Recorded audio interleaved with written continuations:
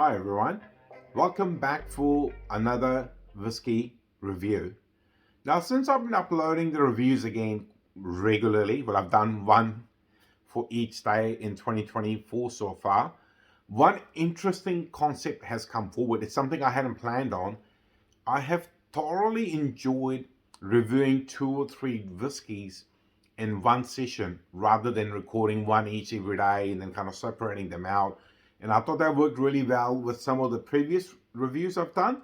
And it worked really well with the Macallan reviews when I reviewed quite a few of them in one night to sort of, I guess, keep my thoughts together, but also to make comments on what I thought of the different drams.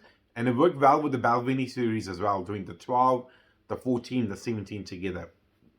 So tonight I've picked 3 very interesting American whiskies to review finally. Now these particular bottles have been open for me for some time and I've enjoyed them a lot. I'll admit to not knowing too much or dabbling too much into American whiskies for one particular reason. I'm personally a Scotch whiskey fanatic, and my second love affair, and probably sometimes challenges my first love affair, is the Irish whiskey. So I don't really get much time or give much attention to the American whiskies, but every now and then I do across something really, really good, which makes me think this is worth reviewing or adding to my collection. And one of them is Angel's Envy. Now, in New Zealand, unfortunately, I do believe there's no official distribution of this particular whiskey. So it's quite hard to get by or to get quite regularly. And it is also quite expensive for what you would compare it to it being available in other markets.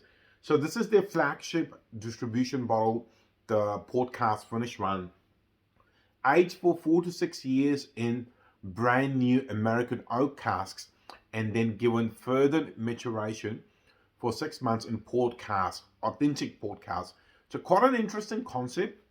And this particular bottle, with some friends or some cigars, has had a good run, but luckily I saved some to be able to do a review of this particular whiskey, bottled at 43.3 ABV. So let's get it into the glass and see what's it like.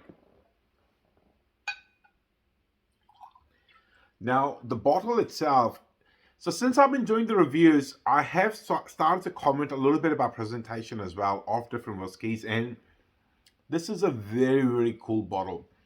Almost looks like a decanter. I'm definitely going to be keeping it once it runs out. I think we'll make a cool water jug or any number of other things, but it doesn't really take a lot of effort to present the whiskey well. But also the whiskey has to stack up on the nose and the palate as well. In terms of color, very, very light. Quite light, considering it's been in the port cask as well, 4 to 6 months, but the brand new oak is not really, we're not expecting it to give away too much of the color, but I thought it would be a little bit deeper in color, especially from the port cask. So yeah, that's what's it like on the color. Let's see what it's like on the nose. Sweet. It's sweet on the nose. The vanilla sweetness is there, with a bit of almost like a cherry character on the nose, or plums maybe. There's just the slightest hint of spice as well. Oh, it's quite interesting on the nose. Definitely much better than a lot of other entry-level American whiskies I've tried over the years. Oh, the sort of cherry or ripe plum kind of character is very interesting. Maybe just a hint of chocolate. Definitely very interesting on the nose. Well, let's see what's it like on the palate.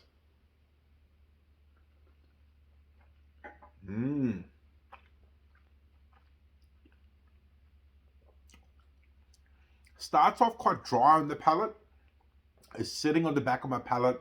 The dry, earthy character is there. And the light sweetness of vanilla is coming through.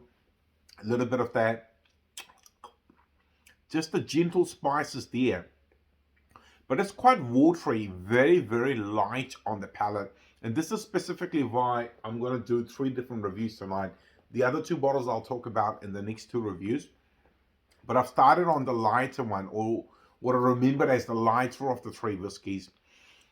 That vanilla sweetness is there, the spice is there, but it's not really lingering on the palate. And I guess being at 43.3 ABV and a reasonably young whiskey, I didn't expect it to linger on the palate for too long.